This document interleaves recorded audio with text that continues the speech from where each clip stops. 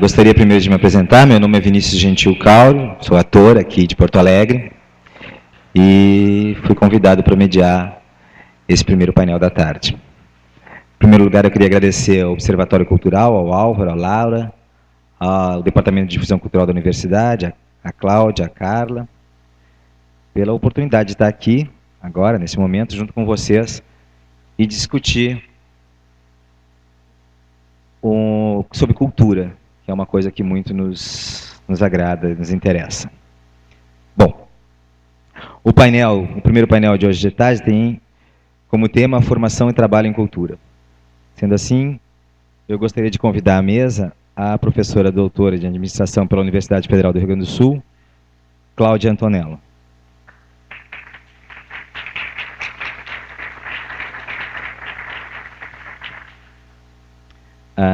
Gostaria de convidar agora a dirigente e produtora da companhia Sempre Alegro, rede ibero-americana de música clássica e eventos clássicos, Cecília Inês.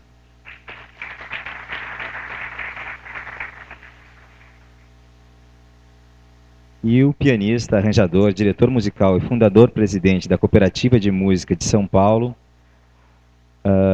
Luiz Felipe.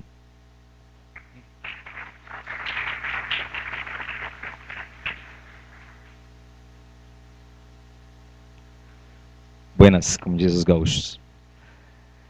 Nas últimas 2 décadas, notadamente, o universo virtual entrou em eclosão e efervescência popular. O advento da internet, da interatividade, dos sites com conteúdos culturais e das plataformas como o YouTube, no entanto, não desestimularam as manifestações artísticas presenciais.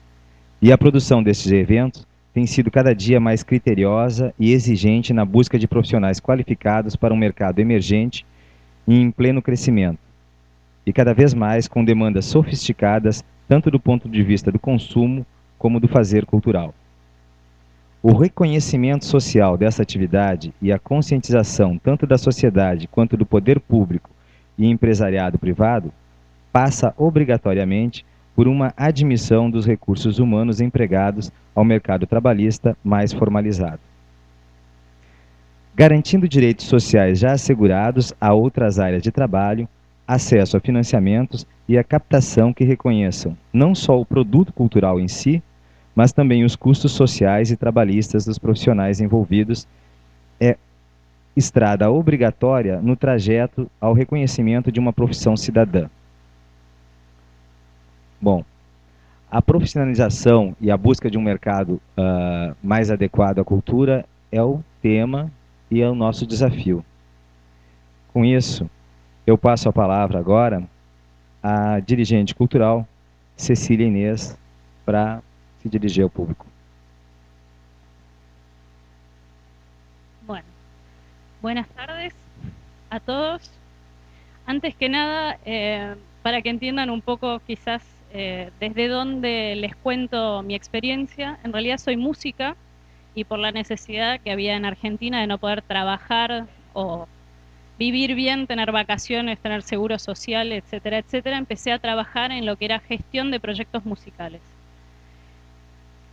He trabajado bastante con artistas, también con gestores, pero el grueso de mi experiencia es con artistas, que justamente lo que les cuesta es hablar de números, hablar con alguien en un puesto político, entender que el funcionamiento del mundo en realidad es distinto a nuestro ambiente cultural.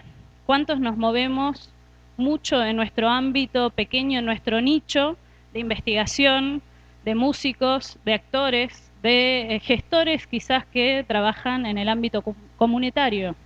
Lo que necesitamos, a mi parecer, es abrir un poco nuestra cabeza, conocer otras realidades y empezar a generar alianzas y acuerdos con otros sectores. Por ejemplo, los artistas, al menos en Argentina y por lo que he visto en Latinoamérica, pasa siempre lo mismo, escuchan la palabra empresa y se les paran los pelos. Dicen, no, con un empresario no, porque un empresario solo quiere hacer dinero, no entiende lo que yo estoy haciendo, no entiende mi arte. Bien. Bueno, tenemos que empezar a aprender a comunicarnos con un empresario. ¿Qué entiende el empresario? números. Nosotros tenemos que aprender a hablar números. Y es un problema nuestro comunicarnos correctamente con el interlocutor que tenemos enfrente. Si hablamos con un empresario serán números, si hablamos con un público, depende del público con el cual estamos hablando, será de otra manera.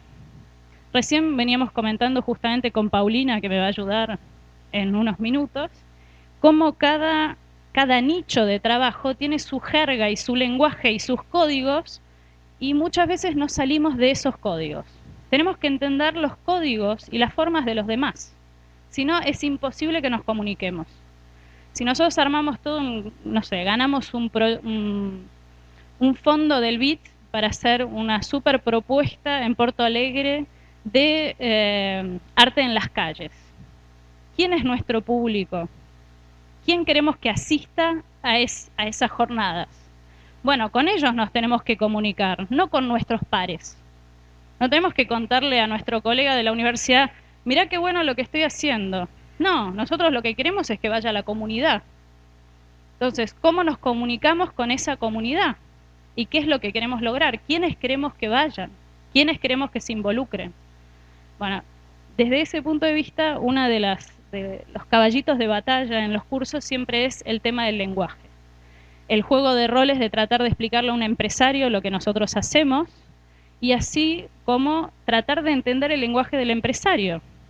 Digamos, lo fantástico de los empresarios es que si no les interesa, si no les sirve, nos van a decir que no nos van a decir, llamen la semana que viene. O en un mes, yo me vuelvo a comunicar. El empresario le interesa y dice, sí, la verdad, déjame la carpeta y me comunico. Si no le interesa, va a decir directamente que no. No andan con vueltas, no les sobra el tiempo. Bueno, para empezar, querría... Paulina, ¿estás por ahí? ¿Paulina? ¡Paulina! Tenemos una intervención de Paulina, que ya la conocen, para darles un ejemplo de esto. Ella les va a contar algo sobre su profesión. No, más bien vamos a hacer una dramatización bien ridícula, pero les voy a dar una instrucción en el ámbito de la investigación, como si ustedes fueran compañeros, socios de la empresa consultora de investigación Patrimonio Consultores. Necesito que bajen las bases de licitación de mercadopublico.cl, que está en la numeración 45738, que busquen en los TDR el acápite 4 y elaboren una propuesta metodológica cuantitativa. Particularmente les quiero pedir que definan una muestra de carácter distributivo para aplicar una encuesta en un conjunto de empresarios del sector creativo y que utilicen la base del Servicio de Impuestos Internos con información de los códigos de actividad cultural que bajen a su vez de la SIU revisión 3 del Clasificador Internacional de Actividades Económicas y Oportunidades. ¿Se entendió? Bien. Ahora, no. Ahora viene, este es el ejercicio que tienen que hacer en casa. Querida Paulina, yo tengo un sobrino de 8 años. Contale qué es lo que vas a hacer, en simple. Claro. No, pero 8 años muy poquito, pero bueno. Muy cortito, es una conversación coloquial, completamente habitual, 2 veces por semana en mi trabajo. Y es jerga, ¿no? ¿Se acuerdan de alguna sigla de las que mencioné? Ninguna, o sea, ni una posibilidad.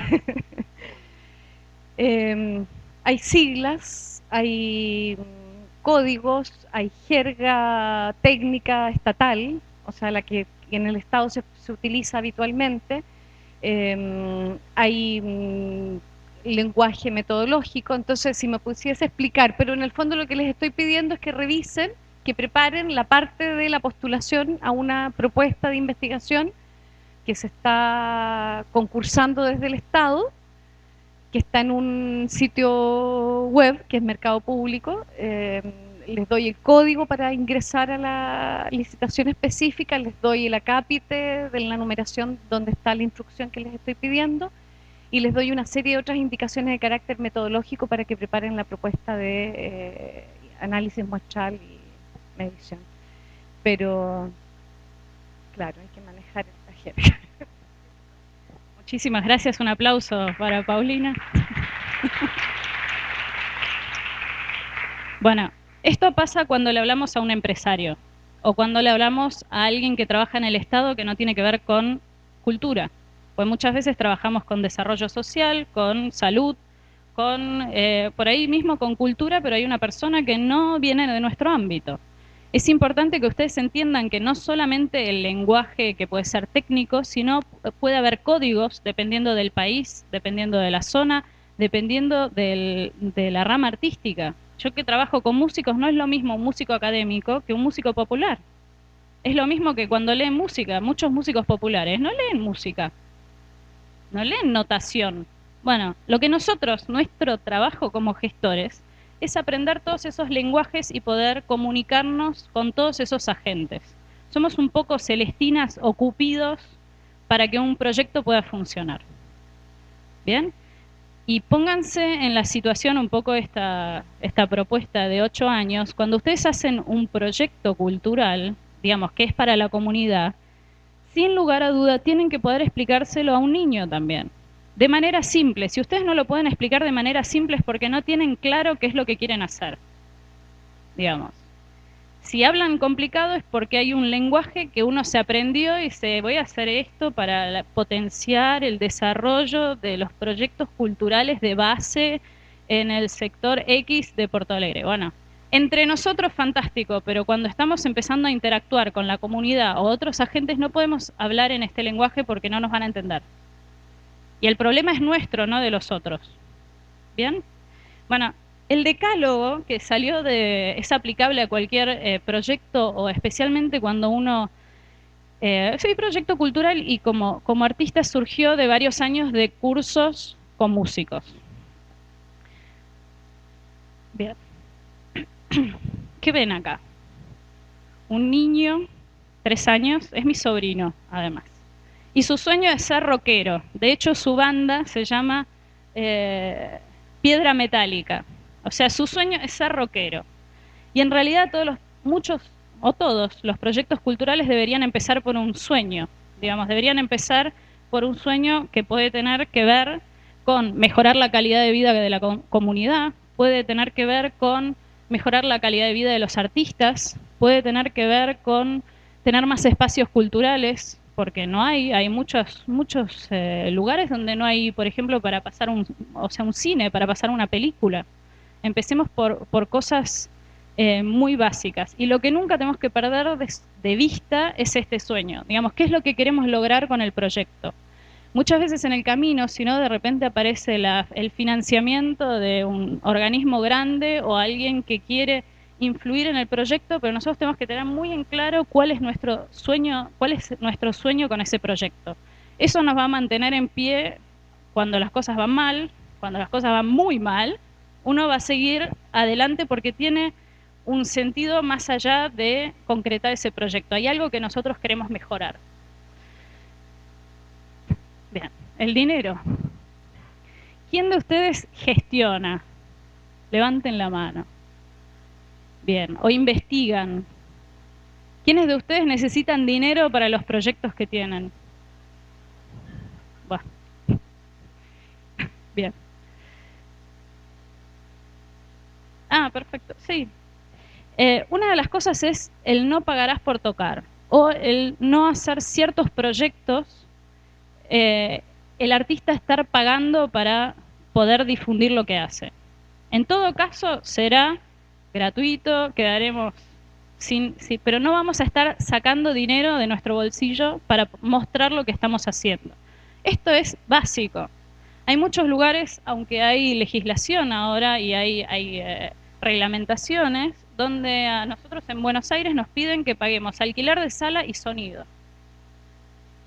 Acá también. Bueno, partamos de la base que mientras lo sigamos pagando, vamos a seguir alimentando el problema. Esto no puede ocurrir, digamos, tenemos que... Estuve escuchando muchas de las charlas y de las preguntas y creo que una de las cosas que son fundamentales es que como sector cultural dejemos de sentirnos menos que los demás. Dejemos de estar en una situación de que nos lleguen los restos de lo que es desarrollo social, los restos de salud, de educación, etcétera. Tenemos que ponernos en una actitud de igual a igual. Si seguimos con esta de mendigar y buscar vueltas que en realidad no son necesarias, vamos a seguir con el mismo problema. Bien. Esta es la cara generalmente cuando uno se encuentra, por ejemplo, con un empresario o alguien del gobierno que se interesa por nuestro proyecto. Ya le pusimos una semillita, se empezó a enamorar de nuestro proyecto y nos dice, ¿cuánto cuesta? La mayoría de las veces la cara es esta. No saben y empiezan en el momento a pensar, bueno, ¿cuánto le pido? ¿No? Porque además ahí empieza algo que es peor. Uno piensa en su propio bolsillo, entonces cualquier moneda viene bien. Este es un tema grave, porque el músico o el artista o el proyecto cultural dice, bueno, antes que nada prefiero unos manguitos, prefiero que me den algo. Entonces uno hace los cálculos en el momento y dice, bueno, podría ser tanto. Y entonces puede pasar que el empresario diga, este es un improvisado o me está cobrando de acuerdo a la cara. Digamos, queda muy desprolijo. Ustedes tienen que saber exactamente los costos que tienen y cuánto vale el proyecto que tienen. Esto es fundamental para interactuar con cualquier otro ámbito. En los otros ámbitos se manejan los números. No solamente, pero es importante. Esto es lo que les comentaba. Bueno, el artista o el gestor cultural empieza a pensar, bueno, ¿cuánto le puedo pedir para la investigación? La verdad es que en realidad solamente necesito tanto para poder pagar los viáticos, etcétera. Y el empresario va a decir, es un improvisado. Y eso queda muy mal en el ámbito empresarial. Lo de improvisado queda muy mal. Y acá llegamos a un punto que es fundamental. No medirás el bolsillo de tu potencial cliente patrocinador con el propio. En general, los que estamos en el ámbito cultural no tenemos, o el proyecto no tiene recursos económicos. Entonces nosotros no podemos ir a, por ejemplo, yo he trabajado mucho con Yamaha, yo no puedo ir a Yamaha a pensar con mi bolsillo. Yamaha es una corporación. Si yo voy a una empresa o voy a Petrobras, por ejemplo, supongamos, no pueden pensar con la vara que mide el bolsillo de ustedes o del proyecto. Es un error grave ese. Y pasa todo el tiempo. Igual que al revés, si ustedes están trabajando como consultores, no pueden estar haciendo, o sea, como consultores para proyectos culturales, no pueden estar haciendo el trabajo casi gratis, porque dicen, pobrecitos, estos no tienen plata. Digo, el trabajo que hacen tiene un valor. Si ustedes deciden hacerlo prácticamente gratis, tiene que ser por alguna razón, porque les da prestigio, les da experiencia, les da visibilidad, etcétera, etcétera. Pero esto funciona, las cosas tienen un valor. Es muy, muy difícil ponerle valor al trabajo de un gestor cultural, porque en muchos casos, igual que un agente de prensa, tiene que ver con los contactos que tiene. ¿Cómo se mide eso? ¿Cómo se valora eso? Bien. Este es importante para los proyectos culturales y es, no prostituirás tu proyecto por dinero. ¿Se acuerdan del sueño? Ténganlo siempre presente. A mí muchas veces venían proyectos y me decían, proyectos para niños, didácticos de música.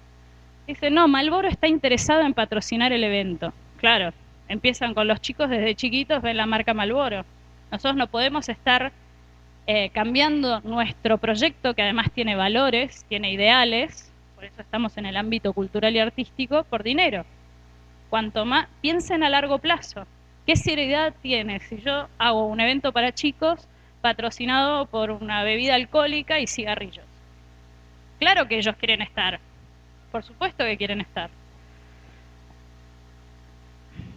Bien, este es importante también, salir un poco del limbo en el cual vivimos, ya sea el académico, sea el artístico, el que les toque a cada uno de ustedes, salgan al mundo, saluden al mundo, interactúen con otros agentes que ven el mundo de otra manera y van a aprender mucho. Siéntense a tomar un café y van a empezar se les van a empezar a abrir las posibilidades. A mí me pasó hace 2 años volviendo de Colombia en el avión, sentados al lado mío 2 empresarios. Yo había estado en un congreso de cultura, saqué lo que estaba haciendo, saqué una carpeta que yo tenía y me dicen, ay, ¿qué haces? Digo, no, yo me dedico a dar cursos para artistas, etcétera. Ay, yo canto en un coro. Era un empresario dueño de una empresa textil, etcétera, etcétera. Yo canto en un coro y cuando me jubile quiero hacer lo que vos haces. ¿Hacemos algo juntos? Te patrocino, armemos unos cursos en Colombia. Bueno, hay que hablar con la gente, hay que generar redes de contacto que no solamente sean de nuestro nicho. Fíjense que fue simplemente entablar una conversación. Un señor grande que se estaba por jubilar, dueño de una empresa textil, que canta en un coro. ¿Bien? Así como les puede pasar que a la empresa a la cual van, el contador, etcétera, etcétera, tenga una hija que toca el cello, por ejemplo. Y ustedes tienen que estar abiertos y perceptivos a entender esas cosas, a percibirlas y a tomar... A ver, siempre se habla que los negocios se hacen en la cancha de golf, no se hacen en la oficina. Bueno, ustedes cuando ven así un vestigio de hay algo cultural que les interesa, por ahí tienen que entrar. Y por ahí empiezan a tener un lenguaje común. Bien, esto en particular para todos los que tienen equipamiento y herramienta de trabajo, por ejemplo, al músico siempre le digo, aseguren su instrumento. Al fotógrafo, al que tiene un espacio, como cualquier empresa normal, aseguren sus herramientas de trabajo. Si les roban la herramienta de trabajo, se les rompe, etcétera, etcétera, no pueden trabajar. El mundo real funciona así. O sea, ¿alguien acá tiene instrumento, cámara de foto, etcétera? Si alguien lo tienen asegurado, no. ¿Qué pasa si te lo roban, por ejemplo? Bueno, estas son las pequeñas cuestiones. Bueno, esto es fundamental, que hoy no hemos dado el ejemplo y ayer tampoco. Serás puntual. ¿Por qué les digo esto de serás puntual? Primero, que se optimiza el tiempo de trabajo, y segundo, que muchas veces cuando nosotros nos manejamos en otros ámbitos que sí son puntuales, se pasaron nuestros 5 minutos y no nos van a atender. Y no nos van a atender nunca más. Bien, me contaba un amigo que trabaja con japoneses que llegó 1 minuto tarde al lobby para tener la charla de negocios y los japoneses se habían ido. Y cuando los llamó le dijo, no, pero nosotros te esperamos y no llegaste. Esto es una cuestión cultural también, ustedes tienen que saber con quién están tratando. En Colombia, por ejemplo, los cursos empiezan 40 minutos tarde, pero es así, digamos. Bueno, esto es fundamental. Para todo proyecto cultural, no perderás dinero sin saberlo. ¿Cuántas veces llegamos al final de una investigación, al final de un proyecto cultural y nos damos cuenta que estuvimos no solamente poniendo nuestro tiempo, sino que estuvimos poniendo dinero de nuestro bolsillo? O horas de nuestro auto para ir, traer y llevar cosas, nuestro equipamiento, nuestra cámara de video, nuestra cámara de foto, y no nos damos cuenta hasta el final que estuvimos perdiendo dinero, sin darnos cuenta. Hay que hacer los números. Fundamental. Bueno, esto para los culturales, para que tenga un poco más de onda, es una calculadora. ¿Bien? Yo les recomiendo, si la calculadora normal les da como mucha impresión, consíganse una de estas y va a ser más placentero. ¿Bien? Ahora, les pregunto, levanten la mano, ¿quién tiene una calculadora? Bien, ¿quién la usa? Bastante bien. Bueno, esto cuando ustedes trabajen, los que estén más acostumbrados a los números, cuando trabajen con artistas, tengan en cuenta que la calculadora no está dentro de sus herramientas de trabajo.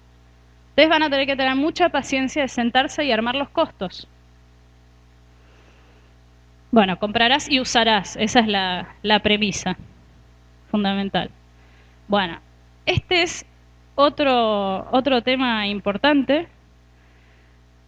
No sentirás culpa al cobrar por tu trabajo. ¿Alguien alguna vez sintió culpa pasando un presupuesto? Realmente no. Vienen todos del ámbito de la administración, ¿no? Bien. Bueno, sepan cuando trabajen con músicos o con artistas en general que siempre se van a tirar para abajo. Siempre. Y ahí ustedes tienen que zamarrearlos un poco y decirles, bueno, a ver, muchachos, ¿cuántos años llevas estudiando? ¿15? ¿Estuviste tocando en tal teatro, en tal...? Bueno, vamos a tratar de ver quién está a tu altura y vamos a ver qué calle está cobrando. Esto es importante porque si no, siempre van a estar por debajo de la línea. Esto es tarea de los que están más en el ámbito administrativo, entender la cabeza y el código de los artistas. El dinero es casi traición. Ahí ustedes tienen que entrar como gestores y funcionar para que los artistas puedan trabajar, para que puedan vivir de lo que hacen y no tener otro trabajo. Sí, bueno, yo doy clases pero en realidad soy músico. No. Entonces ahí está el trabajo de ustedes de empezar a ver cuál es el valor de mercado, ¿no? Bueno, no, yo por tantos reales voy, porque igual no tengo nada que hacer. Bueno, así funciona el artista, ojo, ¿eh? Sí, corto. Bien. Bueno, esto. Trabajo vale. Y esto, para los que gestionan, y tienen que entenderlo ustedes y hacérselo entender a los artistas, es que lo que el artista hace no es para todos. Muchas veces dicen, los cuadros que yo pinto son para todos. No son para todos. O la música que yo hago es para todos. Especialmente en el caso de los proyectos independientes, trabajamos con nicho. En realidad primero está la obra artística y después vemos a quién le va a gustar, a dónde vamos a buscar el público. No como funciona en realidad las empresas que primero buscan una necesidad que hay con el mercado y ahí es donde ponen un producto. El artista independiente funciona al revés. Primero crea y después hay que ver qué se hace con eso. Y así es como tienen los discos guardados en el armario. Bueno, esto es importante. ¿Quién de ustedes usa internet y las redes sociales? Bien, ¿lo usan para trabajar? ¿Lo usan para cuestiones personales? Faltan muchas manos en el medio que quedó algo ambiguo. ¿Lo usan para las dos cosas? Bueno, entonces, ojo con este tipo de imágenes cuando ustedes tienen un perfil que no divide lo profesional de lo privado. Puede pasar esto, o puede pasar que de repente alguien los etiquete en una foto de este tipo. Bueno, ojo con esas cosas. Comunicación todo el tiempo. Bien. Quedan muchas cosas por decir, pero en realidad lo que les quería un poco, a los que van a gestionar este decálogo es lo que van a tener que inculcarles a fuego a los artistas. Porque si no, no van a poder trabajar, no van a entender cómo funciona la cabeza del artista. Las cosas importantes son otras. ¿Bien? Y nunca pierdan de vista la razón de ser del proyecto. O sea, quieren mejorar la calidad de vida de unos chicos, quieren alfabetizar, quieren mejorar la salud a través de la cultura, no lo pierdan de vista eso. ¿Bien? Bueno, muchas gracias. Les colgaremos material.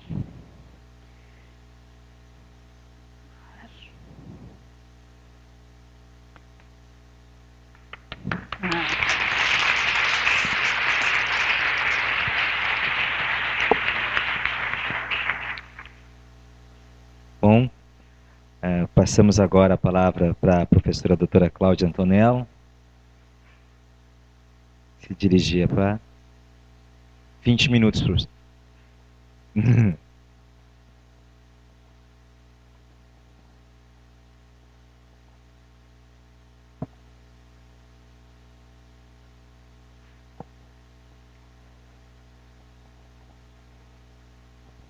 Obrigada.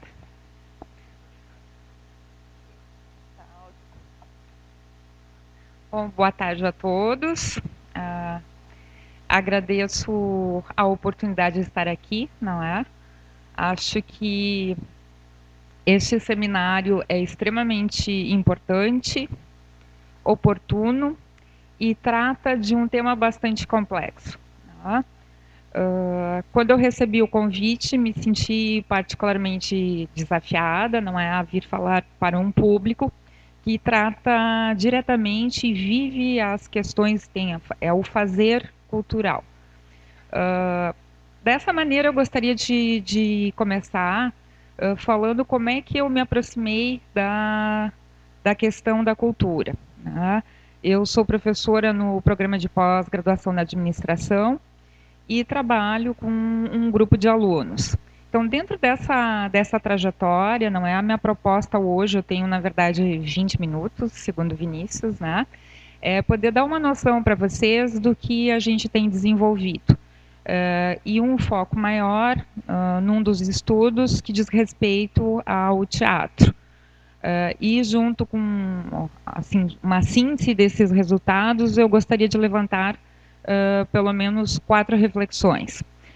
Então, para início, gostaria de comentar que no nosso grupo de pesquisa nós já temos concluída uma dissertação de mestrado que foi desenvolvida junto à Catarse Coletivo Comunicação, que é um coletivo de comunicadores, não é, voltado e preocupado com a democratização e o direito à cultura e principalmente ações culturais transformadoras. A aluna que desenvolveu esse trabalho foi a Patrícia Camires. Atualmente nós temos em andamento também uma dissertação de mestrado de um trabalho que vem sendo desenvolvido, né, vocês já devem ter ouvido falar, né, o projeto Vida Urgente no Palco. E este projeto ele conta com 4 trabalhos, não é? E a proposta da Roberta é exatamente porque o nosso grupo de trabalho ele procura entender os processos de aprendizagem nos ambientes organizacionais. E algumas alunas têm trabalhado a questão da formação e do processo de aprendizagem nos grupos artísticos e culturais. Um outro, nesse caso, é uma tese de doutorado, não é? A Débora está procurando investigar o autor, a contribuição do autor Bourdieu, não é, para os estudos de aprendizagem na produção de teatro em Porto Alegre. Então, a preocupação que se tem é poder compreender, não é, quando estes artistas e profissionais da área buscam a captação, como eles têm buscado a captação de recursos, como é que a repercussão das leis de incentivo tem atingido seus trabalhos, o que significa ter que aprender e escrever um projeto, né, ter que incorporar e compreender as leis que vão se modificando, e muitas vezes temos profissionais que atuam e não necessariamente com uma formação de produção cultural. Por fim, um trabalho que diz respeito a artesãs, um trabalho artesanal, de uma orientanda de mestrado que está se introduzindo no campo da justa trama. Eu não vou entrar em detalhes nesse trabalho, mas para vocês terem uma noção que há um percurso que vem sendo desenvolvido, às vezes bastante árduo, de campo desses alunos. Então, portanto, os resultados do estudo que eu vou apresentar não são obtidos somente através de mim, mas de um grupo de pessoas. Esse projeto ele é financiado pelo CNPq, não é? Assim como os artistas, eu como professora também tenho que muitas vezes arregaçar as mangas para fazer captação de recursos e financiamentos junto ao governo federal. Tá? E na elaboração desse projeto, nós somos contemplados com recursos financeiros. E a proposta, na verdade, é de poder mapear os grupos artísticos no município de Porto Alegre, não necessariamente em todas as suas categorias. Nós elencamos 5 categorias iniciais, dentre elas os grupos de teatro. Para o desenvolvimento, então, dessa pesquisa, nós contamos E eu gostaria de agradecer publicamente, não é, porque teve um papel bastante importante dessas pessoas. Nosso acesso a campo se deu através do Breno, da Liege, não sei se estão por aqui, mas, enfim, comuniquem que eu estou agradecendo, né? E ao Álvaro também. O nosso trabalho só foi possível ser desenvolvido com a contribuição dessas pessoas. Por quê?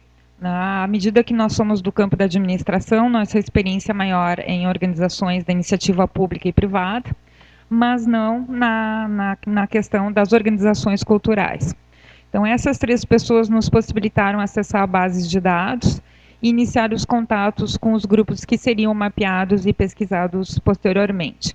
Isso implicou, evidentemente, não é, na discussão do próprio questionário que seria encaminhado para os grupos. Então, não houve só o acesso à base de dados, mas contribuições no plano de ideias dessas 3 pessoas. Tá?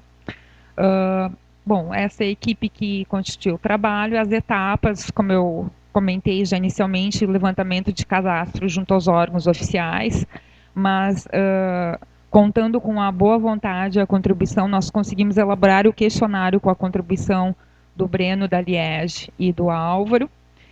Desenvolvemos, então, o questionário foi aplicado com a mediação da Coordenação de Artes Cênicas, né? E, na sequência, nós passamos para o estudo qualitativo, né? O estudo qualitativo que diz respeito à parte de entrevistas. Então, eu serei breve, tem uma série de informações que foram pinçadas, né? Foram coletadas junto a esses grupos. Identificamos que o tipo de organização do grupo predominante, né, desses foram 47 grupos que responderam ao questionário e, na sequência, alguns foram entrevistados. Tá? Predomina a organização de empresa limitada e de natureza informal. Quanto ao foco de trabalho, nós identificamos que o foco é principalmente artístico, não é? Seguido pelo processo de criação e pesquisa e produção. A formação dos integrantes em artes cênicas, né? Dentro dos integrantes deste grupo há uma predominância, a maioria acadêmica, de oficinas e outros cursos.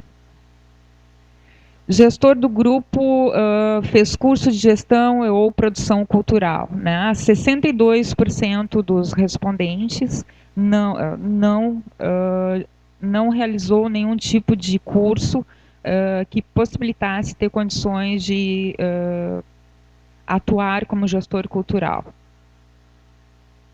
No que diz respeito à fonte predominante de financiamentos, né? A predominância foi de recursos próprios, né, uma parte de 38% de recursos públicos e... Não, desculpe, recursos próprios 7%, recurso público 38% e o restante privado. Se usa financiamento público de qual tipo? Não é? Daí nós temos a predominância do Fundo Municipal de Cultura, né, com 17%, e o Fundo Federal de Cultura. O grupo elabora projetos, né? 96% respondeu que sim e 4% não. 3%, né, embora todos tenham dito que há um integrante no grupo que desenvolve esses projetos, dentre estes 100%, há alguns grupos, 3%, que contratam uma empresa. Eu acho que isso já nos sinaliza algumas questões que daí dizem respeito ao mercado de trabalho do produtor cultural. Né? Existe um responsável por elaborar os projetos dentro do grupo, então 26% não e o restante sim. Caso afirmativo, esse integrante realizou algum curso de gestão, daí aparece novamente 54% não realizou o curso e 46% sim. Seus integrantes mantêm-se financeira ou profissionalmente somente com as atividades do grupo, não é? O que acontece? 49% não se mantém apenas com a atividade de grupos artísticos. Este é um dado, não é, que vou discutir posteriormente também no que diz respeito à formação e o mercado de trabalho. o que leva a ser um profissional das artes, né? Então, eu entro na parte que é qualitativa, que nós identificamos a partir das entrevistas, não é, uma bastante angústia e às vezes até sofrimento dos profissionais que não têm formação em gestão cultural para conseguir desenvolver e realizar os projetos ou até na parte de captação. E o que termina acontecendo? Muitas vezes o grupo escolhe uma pessoa porque ela tem um jeito mais organizado de fazer, né? Então, parte do princípio de que para a elaboração de projetos, alguém que vai assumir tem que ser alguém mais organizado e alguém mais diretivo. Identificamos também nas entrevistas que há vamos dizer assim, relatos frequentes de pessoas os poucos que participaram dos cursos de curta duração, principalmente de extensão, para a formação de gestor cultural, de que são cursos muitas vezes, então uma parte fala, muitas vezes são cursos muito ferramentais, outros, ou seja, não permite também poder discutir algumas políticas, né, do que diz respeito às leis de incentivos, não oportunizando a possibilidade de uma visão mais crítica sobre essas leis de incentivo. E a questão do fazer profissional, não é, de acordo com esses entrevistados, ela está em construção. Por que disso? Porque, na verdade, esse processo de formação, né, de quem elabora os projetos dentro dos grupos artísticos, dentro dos grupos de teatro, normalmente busca por conta própria as informações, se a legislação ela está sendo modificada ou não, né? Então, não necessariamente por cursos formais. Em discussões com o próprio grupo, não é? Em alguns casos, embora haja um gestor responsável por a elaboração desses projetos, ele costuma discutir com o grupo inteiro, né? E dessa maneira eles vão se adaptando e formulando ferramentas próprias.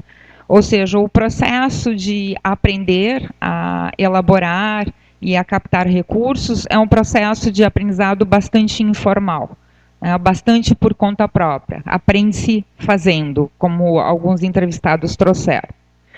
Então, a constituição dos saberes produzidos na ação cotidiana, né?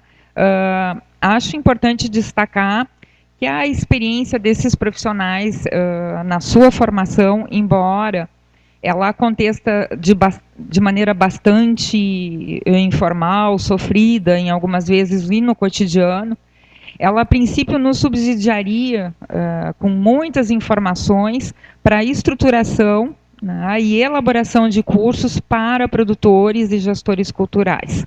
A pergunta está se nós temos aproveitado as informações e a experiência dessas pessoas que, embora não sejam profissionais, vamos dizer, ditos produtores ou gestores culturais, podem subsidiar a academia propriamente dita. Tá? Bom, vou passar essas questões. Quanto tempo eu tenho, Vinícius? 7 minutos. Bom, então eu vou trazer a segunda reflexão, não é, que na verdade daí vem de um estudo realizado por uma professora da Unicamp, a Segnini, no campo da música, não é? Onde ela constatou, de acordo com o IBGE PNAD, que produtores de espetáculo era composto por 25.937 profissionais em 2002. Em 2006 ele saltou para 49.745. Não temos o dado mais atual do que 2006. Então, a questão está, o que está significando isto e como esses profissionais estão sendo considerados realmente e efetivamente como profissionais. Tá? Por quê? Porque dentro do campo da música e das artes, de uma maneira geral, essa mesma autora, não é? Por que eu trago ela? Porque nós já temos diversos estudos desenvolvidos no campo das organizações culturais, mas pouco a gente linka um estudo com o outro. Então, o que eu estou tentando fazer é, assim, do teatro passando para a música, para mostrar que um outro estudo, não é? O que é realizado daí em 2008, o que ela vai identificando? que esse crescimento de participação dos produtores na venda do trabalho artístico ou na sua autoprodução, não é? Termina conduzindo os músicos a buscarem novas formas de trabalho. À medida que esse painel ele tem como objetivo discutir formação e trabalho, não é? Acho importante trazer essa questão, porque essas novas formas de trabalho, e daí aparecem as cooperativas, não é? Elas terminam sendo alternativas para alguns artistas que não são só do campo da música, que, na verdade, procuram também complementar a renda quando músicos autônomos que vivem de editais. Na sequência, não só a Segnini, mas um pesquisador francês, ele identificou um aspecto bastante interessante, que é a precarização do trabalho do artista, né? Ou seja, a flexibilização. Embora os artistas demonstrem em alguns segmentos uma crítica bastante pesada à questão do mercado e do capital, o que termina se identificando? Que um artista ele tem, na verdade, mudanças constantes, né? Ele tem um horário de trabalho que é, às vezes, bastante pesado. Ele trabalha em mais do que um grupo artístico, ele trabalha em mais do que um local. Né? Ele tem o que a gente chama, muitas vezes, não só a questão do horário, mas o deslocamento para outras cidades. Né? Uma série de questões que, na verdade, terminam demonstrando o que se chama uma flexibilização ou hiperflexibilização da relação de trabalho desse profissional. Bom, e essa reflexão, na verdade, me faz pensar, né, que entre as várias formas que os artistas encontram para dar um jeito, né, e continuarem na sua profissão, é possível destacar algumas questões que informam o papel do Estado na sociedade e sua articulação com as artes. E daí, entre elas, o papel político e econômico das leis de incentivo à cultura, dos frequentes e crescentes editais, das redes de relacionamento, sobretudo entre artistas, produtores na produção de espetáculos e na constituição de cooperativas. Então, além da questão da dificuldade de se obter formação de profissionais de gestão e produção cultural, nós temos a questão da precarização e flexibilização do trabalho. Trago para vocês, e daí deixo os sites, porque não é possível acessar, é um site bastante interessante de um estudo que foi desenvolvido pela Universidade Federal da Bahia, né, onde esse grupo de pesquisadores, por solicitação do Ministério da Cultura, mapeou todos os cursos de formação voltado para a questão de produção cultural, que, na verdade, esses pesquisadores terminam classificando como formuladores e dirigentes, gestores e produtores. Na verdade, como 3 níveis, 3 profissionais que estariam atuando em diferentes instâncias. Nesse mapeamento foi possível identificar que, por exemplo, no estado do Rio Grande do Sul, nós temos 14 instituições que estão voltadas para as questões de formação e capacitação de gestores culturais. Não vou elencar todas, mas gostaria de trazer alguns números. Por quê? Porque eu entendo que, quando se discute formação, é necessário que se discuta o quanto se considera a categoria produtor e gestor cultural como uma categoria profissional. Né? Um mercado de trabalho, quando ele está em expansão, ele também é reconhecido quando os cursos de formação começam a emergir para dar conta da formação destes profissionais. Tá? Então, o que se identificou? Que há uma alta concentração desses cursos na região sudeste, como talvez fosse de se esperar. Aqui no sul, 14%, sendo que quase 6% estão no estado do Rio Grande do Sul. 76% desses cursos são de curta duração, portanto, de extensão. Né? 9%, não chega a 10%, são cursos de especialização, isso é no Brasil inteiro. Né? 6% são outros cursos, outros cursos diz respeito a cursos que de alguma maneira têm uma ou duas disciplinas voltadas para as questões das organizações culturais. E temos cursos de graduação tecnológica com cerca de 3%. E os cursos técnicos, 7,73%. Quando esses pesquisadores tentam fechar os números por divisão do campo, não é? Aqueles 3 campos, 70% dos cursos são na área de produção cultural. Né? Então, não comentei, na verdade, foram 626 cursos no Brasil inteiro que foram mapeados. De acordo com os pesquisadores, eles tiveram menos retorno dos pontos culturais. Eles ainda destacam que metade desses cursos são da iniciativa privada, né, 50-50, metade, 49% de iniciativa privada, 51% de órgãos vinculados ao governo federal, estadual ou municipal. Destes cursos por temáticas, cerca de 18% são totalmente voltados para a questão de financiamento, 16% para elaboração de projetos, que no seu total representa quase 35% dos cursos. Ou seja, não há predominância de uma preocupação em formar pessoas que pensem na formulação de políticas públicas na área de organizações culturais.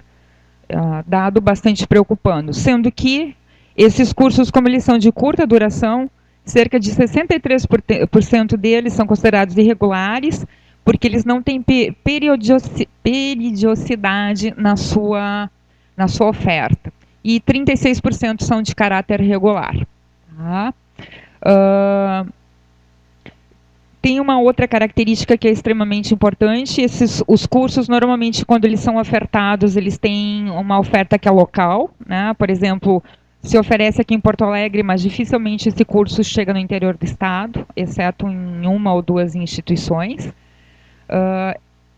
E, além disso, menos ainda em termos de região, por exemplo, sul, sudeste. Né? Os processos seletivos para admissão têm uma baixa exigência no ingresso dos alunos, né? Não há critérios muito claros em alguns casos, e o que é considerado pelos pesquisadores uma baixa avaliação. Apenas 24% dos cursos ofertados requerem no seu final um trabalho de conclusão, que é uma maneira também de avaliar a qualidade do curso. Certo. Acho que um dado, dá 2 minutinhos. Em sumo, né? Quem tem interesse, acho que é uma pesquisa bastante importante que foi desenvolvida, porque ela também nos traz um outro dado, que é a formação dos professores que ministram estes cursos. Como nós não formamos e não consideramos devidamente a categoria profissional produtor-gestor cultural, formamos menos, portanto, também temos menos professores que atuam especificamente nessa área. Né? Por quê? Porque a maior parte dos cursos está voltada para ensino, muito pouco para pesquisa, né? E muito menos ainda para a formação de professores e pesquisadores na área das organizações culturais. E assim, então, acho que fica uma questão que é, não podemos descolar a discussão da profissionalização e do trabalho do produtor e do gestor cultural da sua formação. Acho que a formação, pelos dados que nós temos, tem ocorrido muito mais informalmente, o que não ajuda ao reconhecimento, à legitimação da categoria junto aos seus outros pares de trabalho. Desculpe extrapolar o tempo e agradeço.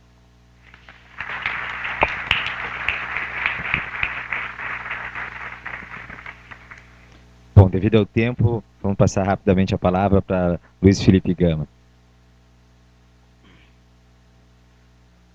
Bom, boa tarde. Eu sou pianista, compositor. arranjador e nesse momento ocupo a presidência da Cooperativa de Música de São Paulo e vim aqui sobretudo para testemunhar um pouco do que seja a experiência de construção dessa instituição, dessa cooperativa, e para lançar um pouco para vocês, para quem esteja aqui comigo, uma discussão acerca de quão importante quão inovador e quão importante a experiência de que trabalhadores assim da produção cultural se organizem numa instituição como essa.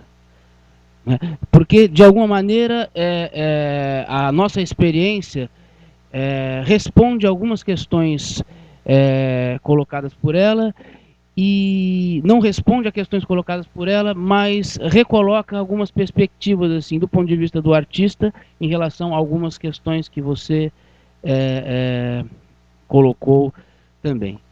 Veja, em primeiro lugar, uma das coisas mais interessantes que existem para a gente, para nós que criamos a cooperativa há 8 anos atrás, é testemunhar que ela é muito mais importante, muito mais interessante e muito mais genial do que nós, muito menos geniais, imaginávamos que fosse essa experiência. Eu tenho dito em todo lugar assim, que um dos índices importantes assim, do acerto do modelo e do acerto da experiência são algumas das nossas incompetências enquanto gestores, enquanto condutores dessa experiência. Porque apesar das nossas inexperiências e incompetências, nós conseguimos êxitos muito importantes. Bom, nós chegamos à ideia da constituição de uma cooperativa 8 anos atrás, quando mais uma vez discutíamos as agruras do exercício da profissão de músicos, produtores, técnicos e tudo mais. Enfim, discutíamos quais eram as agruras advindas de que na maioria das relações de trabalho nós realizávamos os trabalhos informalmente. Discutíamos os problemas advindos de que nós, de fato, éramos profissionais que não sabiam usar as máquinas de calcular e que não tínhamos conhecimentos mínimos acerca do que queriam dizer as leis, de como lidar com as leis, de como dizer quanto custam nossos trabalhos. Não tínhamos, de modo geral, discurso constituído suficiente para definir quais fossem as nossas demandas do ponto de vista político, social, etc., etc., e mantínhamos num discurso que era um lamentável mais ou menos monótono, que diz mais ou menos o seguinte, que a sociedade não nos valoriza, que o mundo não nos valoriza, que alguns de nós assim são geniais e se destacam, outros nós são geniais e não se destacam e vivem na infelicidade da sua genialidade e tudo mais, não sabemos lidar com isso, enfim. Bom, havia nesse momento aí, mais uma vez, reuníamos ali em torno de 20, 30, 40 pessoas. Enfim, uma perspectiva, mais uma vez, um tanto romântica. Não, dessa vez nós vamos constituir uma organização, sei lá que espécie de organização, um novo sindicato, porque o nosso sindicato é muito ruim, uma fundação, uma associação de músicos chateados com a vida, ou alguns ganham mais, outros ganham menos. Enfim, e começamos nessa discussão que muitas vezes se dá em muitos lugares e que, de modo geral, é estéril. Por um acaso, essa discussão em determinado momento, não lembramos muito bem por que, foi contaminada. Por quem? Por que nós sabemos? Não lembro exatamente por quem, talvez por muitos de nós, foi contaminada pela ideia da cooperativa. Veja, em São Paulo nós temos uma cooperativa de trabalhadores da cultura que é das mais antigas da América Latina e a maior do Brasil e certamente, não sei quantas há na América Latina, mas certamente das maiores do mundo, que é a Cooperativa de Teatro de São Paulo. Uma instituição de mais de 30 mil sócios e uma instituição porque passa com certeza como 80% a 90% de toda a produção artístico-teatral assim, da cidade e do estado de São Paulo. Alguns de nós, músicos, eu inclusive, tínhamos muita experiência com a cooperativa de teatro por conta de eventualmente trabalharmos assim, como compositores, ou como preparadores, ou como diretores musicais de companhias de teatro. Eu, por exemplo, por 2 anos assim, compus para a Companhia do Latão em São Paulo e dirigi musicalmente os trabalhos. É uma companhia de teatro importante da cidade e tal, e por conta disso, assim, e por conta da Companhia do Latão ser associada à cooperativa de teatro, nos trabalhos em que fiz com a Companhia do Latão, recebi também através da cooperativa de teatro, etc. Então nós tínhamos essa ideia, mas uma ideia ainda muito imatura do que fosse, e tínhamos uma intuição, não, isso aqui parece uma coisa interessante. Então, por que a gente não faz uma cooperativa? Pelo menos a gente precisava, muito inicialmente, a ideia mais fundamental é o seguinte, olha, nós temos uma instituição chamada Ordem dos Músicos do Brasil, em que nós não acreditamos, uma instituição decrépita, temos um outro sindicato, que é um sindicato absolutamente decrépito, então nós precisamos constituir um clubinho qualquer, ou seja, uma plataforma de reclamação qualquer, de onde possamos fazer ouvidas as nossas reclamações, ou seja, as nossas lamúrias e os nossos lamentos. Para que, enfim, os nossos pais, o Estado, as outras pessoas que têm dinheiro e tal, se sensibilizem e nos dê algum dinheiro, ou melhore os nossos trabalhos, ou coisa que o vale. Bom, muito bem. Nós entendemos ali naquele momento, intuímos que fosse... tem uma outra cooperativa, que é do pessoal do teatro, e curiosamente, veja só, nós fomos tão incompetentes que não reparamos exatamente no seguinte, o teatro movimenta uma quantidade flagrantemente inferior de dinheiro do que a música, mas muito, é muito menos dinheiro que circula na produção teatral do que circula em toda a cadeia produtiva da música. No entanto, os caras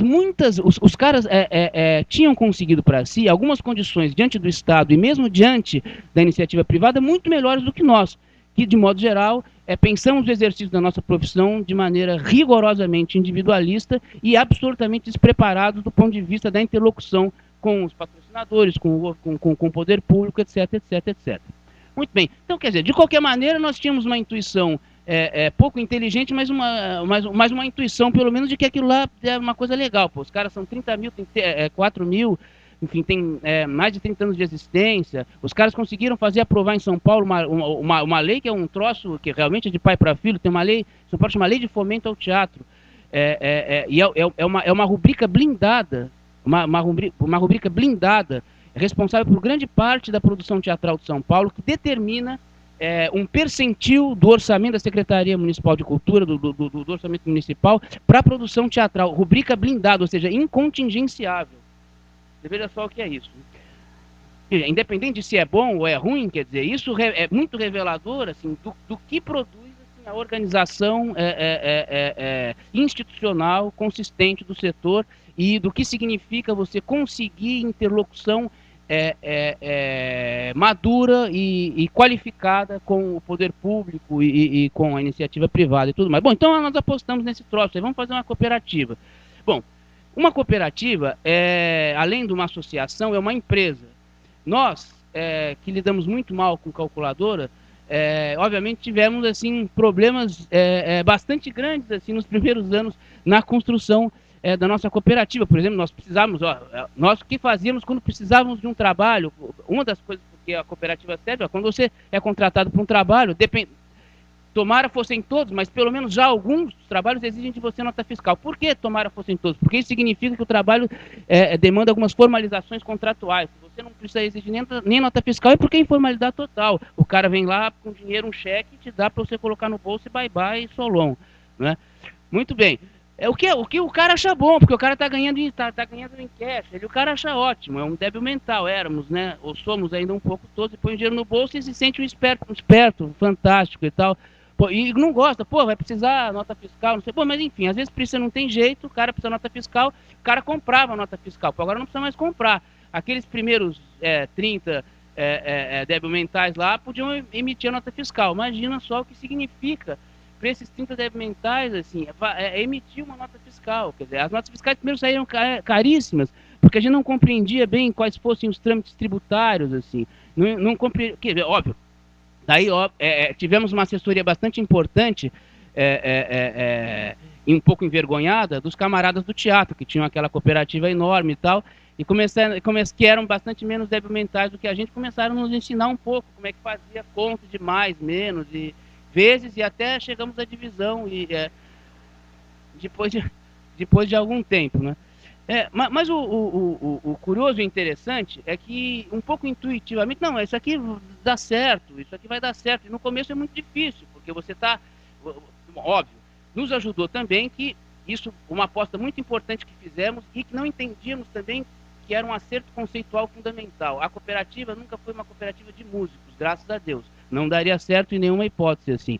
Era uma cooperativa de música, né? Mais talvez pelas nossas fragilidades do que por conta das nossas capacidades. De fato. Por quê das nossas fragilidades? Porque nós não entendemos, pô, vamos chamar um pessoal que é da produção, os caras técnicos, eles pelo menos sabem mexer com calculadora, tal. A gente sozinho aqui vai ser um horror. Mas nós não entendíamos, uma pena que não tivesse sido uma aposta conceitual fundamental, assim, qual seja a de que o modo como nós construirmos a interlocução com o mundo não devia se dar do ponto de vista dos interesses corporativos, assim, de quem fossem os profissionais fazedores da música, senão, sim, fazedores da música no sentido de músicos, assim, mas sim do ponto de vista de quem fossem os profissionais envolvidos com a profissão musical, e daí desde o fotógrafo que trabalha nos shows, o hold, os técnicos todos, e o produtor, em relação a quem nós tínhamos uma perspectiva ou pelega, compreendeu, ou subserviente, entendeu, ou de um ódio completamente irracional, nunca entendendo o sujeito como sócio seu. Porque, de fato, a experiência tradicional, com grande parte desses que nós chamamos produtores, era de ruim para horrível. Também a perspectiva do músico, do camarada ou do artista em relação a eles era de ruim ou horrível, quer dizer, um paradigma absolutamente ruim, portanto. Só que quando esse sujeito é um sócio seu na cooperativa, ele é sócio seu na padaria, compreende? O que acontecerá ali é uma divisão de trabalho em que você vai fazer uma parte, ele vai fazer outra, e vocês vão dividir os ganhos ou os prejuízos conforme o seu empreendimento seja mais ou menos exitoso. Portanto, você reconfigura de pronto qual seja a sua relação com os outros profissionais, você dessacraliza a posição do artista músico e, portanto, também desimbeciliza a posição do artista. Porque sim, porque você vira meio um santo idiota, compreende? Um santo imbecil, um sujeito que se entende superior nas qualidades, mas obviamente inferior nas capacidades mínimas, assim, de dar passos um depois dos outros, assim, e tal. Então, esse acerto conceitual foi muito fundamental, porque, de fato, esses outros camaradas nos ajudaram, não é, a que o processo fosse menos doloroso e nos ajudaram a que passássemos pelo purgatório do começo da construção da cooperativa de modo, assim, menos longo. Agora, o mais importante é que a coisa começa depois de um determinado momento, e nós nem entendemos muito bem porquê, hoje em dia, graças a Deus, não somos tão idiotas, entendemos um pouco, né? A coisa começa a funcionar de modo mais ou menos bem. Alguns colegas, alguns outros profissionais, tanto músicos, técnicos, como produtores, e outros, hoje em dia, quer dizer, existem até, enfim, jornalistas, fotógrafos, uma quantidade muito grande de profissionais associados à cooperativa de música, mas outros começam a aderir à cooperativa, começam a tirar nota, começam a usar a cooperativa para apresentar projetos junto às leis de incentivo, junto ao poder público, começam a usar a pessoa jurídica da cooperativa como pessoa jurídica que lhes representa, e isso vai produzindo grana, obviamente vai produzindo dinheiro na empresa. Repito, veja que aí a nossa pouca competência do ponto de vista, inclusive do marketing, revela quão interessante é o modelo, porque a coisa começa a funcionar sozinho, o negócio cooperativa começa a ser quase que sozinho exitoso, sem que nós tenhamos feito uma propaganda consistente junto aos compradores e junto aos nossos colegas, assim, profissionais. Porque, de fato, o que acontece? Quando você vai dar, do ponto de vista mais comezinho, quer dizer, eu não sei se eu vou conseguir sair dele por conta... eu esqueci de ligar o cronômetro. Você me dá um aviso quando faltar 5 minutos. Agora eu vou me desorganizar totalmente, mas enfim, porque eu estava falando do ponto de vista comezinho, eu acho que nós temos a chegar, nos finalmente nós chegaríamos numa perspectiva sublime e tal, mas eu acho que vamos ficar no comezinho, mas é de importância, assim. Veja, de modo geral, o sujeito, quando se vê diante da necessidade, como já disse, de emitir uma nota fiscal para um trabalho, ele vai lançar a mão do empréstimo de uma pessoa jurídica que lhe empreste essa nota fiscal, ou vai comprar uma nota fiscal. Olha, eu pago para você ter uma empresa aí, preciso dar uma nota fiscal para o camarada. Acontece também na Argentina, é isso, Cecília, ou não? Todo lugar. Então, veja. Bom, só que o problema é o seguinte, quando você faz isso, quem é oficialmente o contratado é essa empresa de quem você pediu nota fiscal, ou seja, o dinheiro vai ser depositado nessa empresa. Pode ser a empresa do seu tio. A empresa do seu tio, porque a gente boa tal, pode falir naquela semana em que recebeu o dinheiro, e você acabou. Porque aquela pessoa para quem você trabalhou e fez o show não tem nenhuma relação formalizada contigo. O dinheiro está pago e acabou. Ou pior, como existe a necessidade de notas fiscais, passa a haver uma indústria, não é? No Brasil, de fato, existe uma indústria de notas fiscais para servir essas pessoas. Obviamente, não é uma indústria das pessoas mais decentes, assim, do ponto de vista da indústria cultural. O que acontece é que, muitas vezes, esse dinheiro cai lá e cai para sempre, ou demora muitos meses para chegar para você. Então, o que acontece? O cara fala, pô, mas tem um negócio seguinte, tem uns malucos lá que fizeram uma cooperativa, vai que, pô, a nota fiscal é mais ou menos o mesmo preço, tira, mas daí, no máximo, uma semana o dinheiro cai. Veja, não estamos falando de um sujeito de consciência política avançada que começa a perceber a necessidade de se incorporar à rede de seguridade social e de se entender que não. Eu digo, a razão, muitas vezes, é de ordem comezinha, né? Agora, de fato, é muito mais seguro para ele. Então, o que acontece? Ele passa a emitir, fala, pô, funciona mesmo, realmente o dinheiro chega direitinho na minha conta, produz mais dinheiro. O que acontece? O que a cooperativa faz? Bom, vamos começar a prestar serviço para o cooperado. Né? O cooperado, quando arruma um show, por exemplo, se eu arrumar um show aqui no Sesc de Porto Alegre, eu vou ligar lá para um funcionário da cooperativa encarregado de pré-produção, falar, Jean, é o seguinte, olha, eu fechei um show aqui com o fulano do Sesc de Porto Alegre, na data tal, o telefone dele é tal. Acabou. Quem passa a cuidar de todos os trâmites, do ponto de vista burocrático, contratual, do ponto de vista da cobrança, são funcionários de uma empresa que é minha, que tem as possibilidades de fazer isso porque ela é uma empresa minha e de mais 1.799 pessoas, de 1.799 artistas. Compreende? Ou seja, agora, realmente, essa perspectiva não estava clara e completamente colocada para a gente quando da fundação da nossa cooperativa. Nós somos, assim, maduros, nós estamos amadurecendo política e intelectualmente relativamente ao modelo que nós construímos depois dele. O modelo amadureceu antes da gente, compreende? Por conta do interessante acerto que se deu e por conta da interessante novidade que se dava. Segunda questão importante, quer dizer, que é mais ou menos a mesma, mas que tem uma coloração diferente. Grande parte das demandas, assim, que as classes artísticas, não gosto, desculpa, que as pessoas que trabalham com a produção artística se colocam, em particular as que trabalham com a produção musical, se colocam desde há muito, né? E que se colocam como questões a serem colocadas como demandas para o poder público, ou para o resto do mundo, ou para Deus, ou para o bispo, ou para o cardeal, são demandas que são, de modo geral, solúveis do ponto de vista estrito de quem sejam os trabalhadores. Quer dizer, não dependem absolutamente de que nos seja dado nada.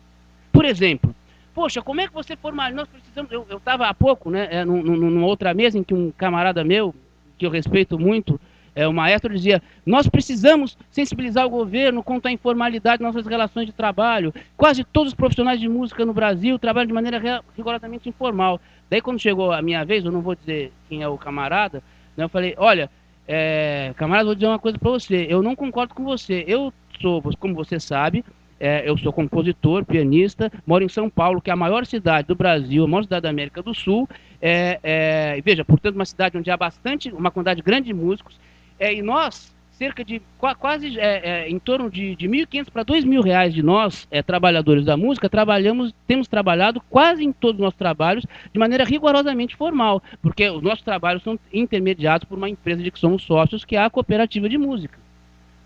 Essa solução, do ponto de vista da formalização das nossas relações de trabalho, não dependeu absolutamente da boa vontade de nenhum outro setor. Não dependeu absolutamente sequer da sensibilização do poder público em nível nenhum.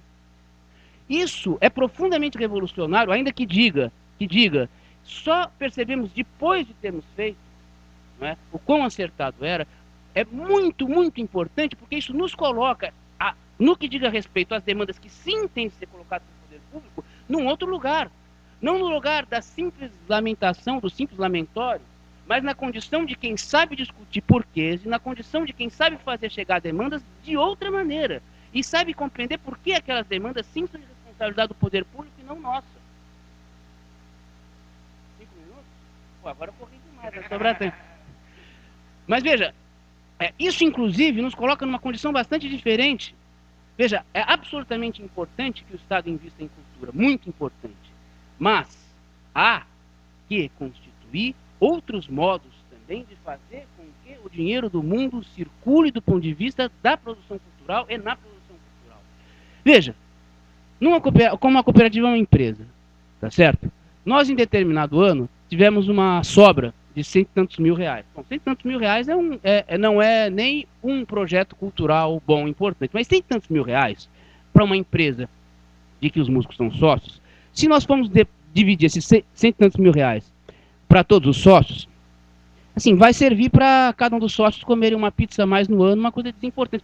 Veja só, você fazer uma assembleia em que você precisa discutir o que você vai fazer com R$100 e tantos mil, que é uma sociedade sua, com outras tantas centenas de pessoas, é um problema interessante, um problema inédito.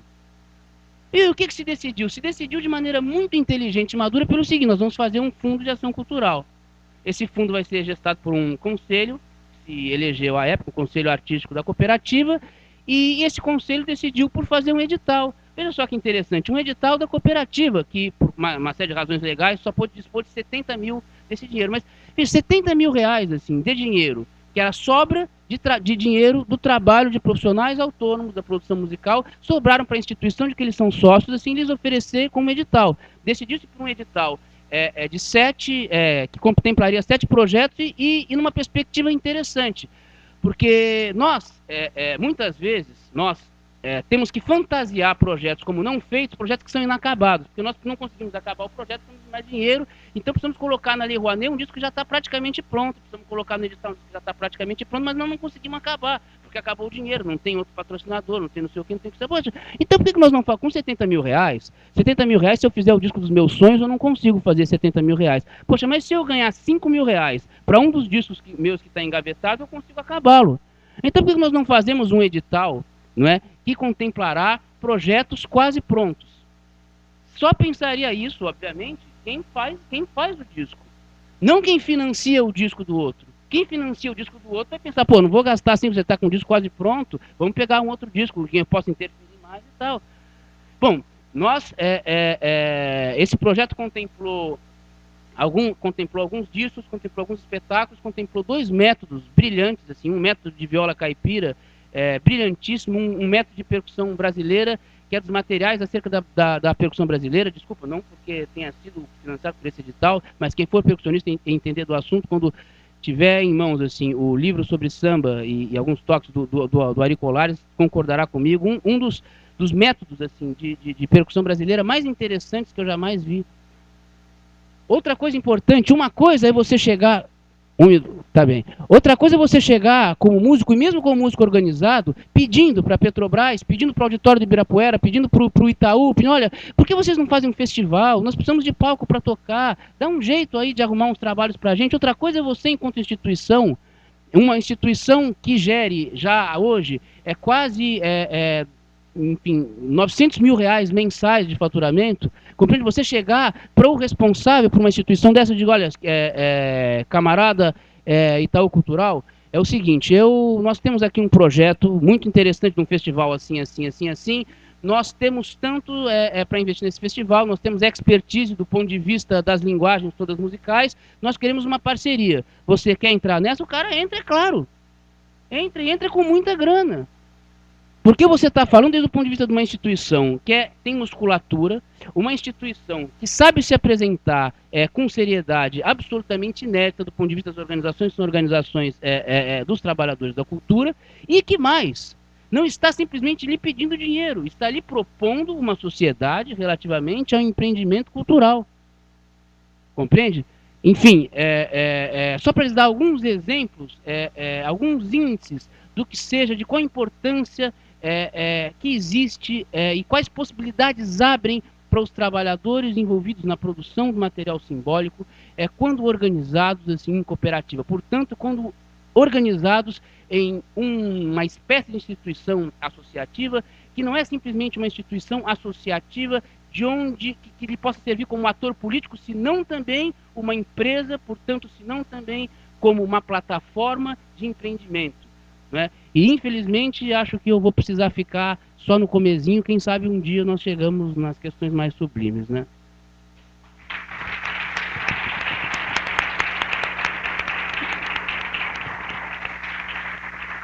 Obrigado, Felipe. Bom, está abertas as perguntas à plateia. Eu vou pedir que seja sucinto, a gente tem poucos minutos. Enfim, está correndo. Oi, tá funcionando? Tá. Eu sou a Carolina, que falou no painel de ontem.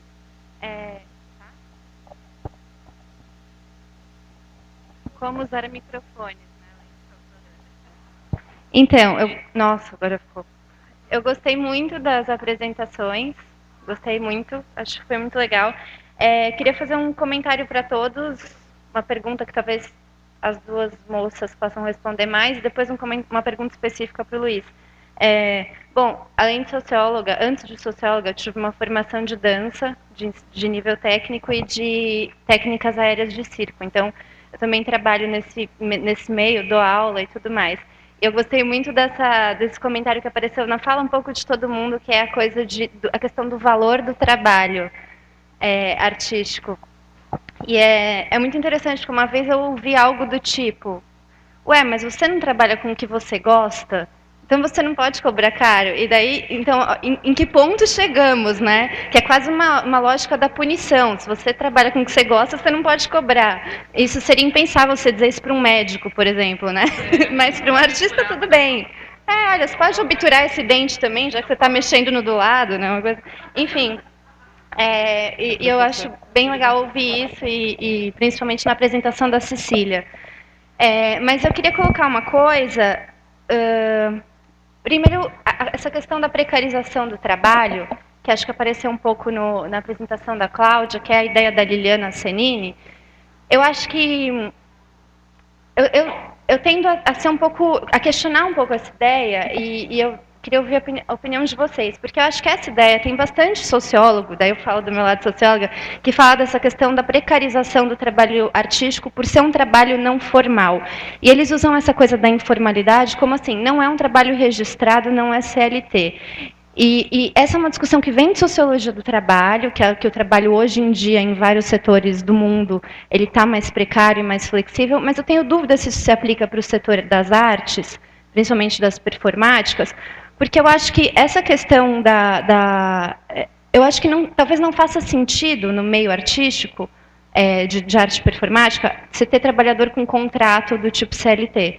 Assim como talvez não faça sentido tanto para pesquisa. Então, eu acho que, assim como no trabalho do pesquisador, o trabalho do artista, ele tem essa inconstância, da natureza do trabalho, porque a maioria dos trabalhos são por projetos. Eu acho que isso vale para o trabalho artístico, para o pesquisador, ou seja, eu fiz a opção errada 2 vezes, né? A opção da pobreza, mas, enfim, eu acho que tem essa questão do trabalho que é por projeto, então eu não sei, eu tenho um pouco de dúvida com a questão de se é formal ou não, porque, por exemplo, quando você tem uma cooperativa e você dá a permissão para a pessoa trabalhar e dar nota, isso não necessariamente é uma precarização, ela não está usando uma nota fiscal para fazer um trabalho pontual porque ela não tem a opção de trabalhar formal, é porque a lógica do trabalho é essa, é por projeto.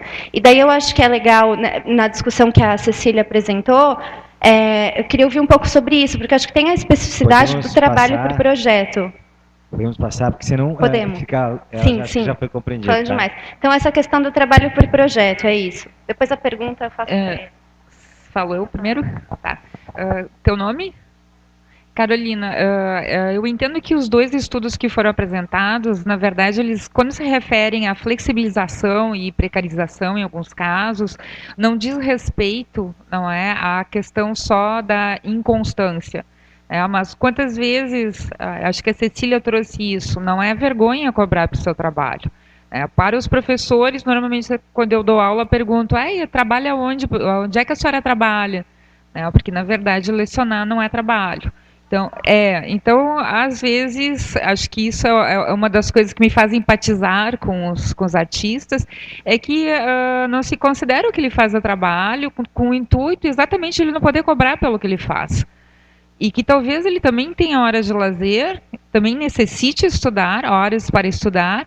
Então, pelo estudo francês, na verdade, essa flexibilização é quando eu agendo um show atrás do outro por um custo bastante baixo, né?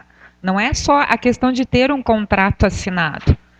E o que a Liliana vai mostrando é que as alternativas de cooperativa, como o Luiz trouxe, são uma alternativa para, não digo driblar a flexibilização, porque ela ainda pode acontecer, né? mas não entendo que seja somente como algo informal, quando os dois autores se referem à flexibilização. Tá? Cecília. Bueno, antes, a ver, hola, ¿sí? La pregunta exactamente sería sobre profesionalización del... Bien. Entiendan mi limitación con el portugués, así que tuve una traducción, un intérprete en el momento. Entiendo que la pregunta tiene que ver con la profesionalización y con el reconocimiento del trabajo del artista.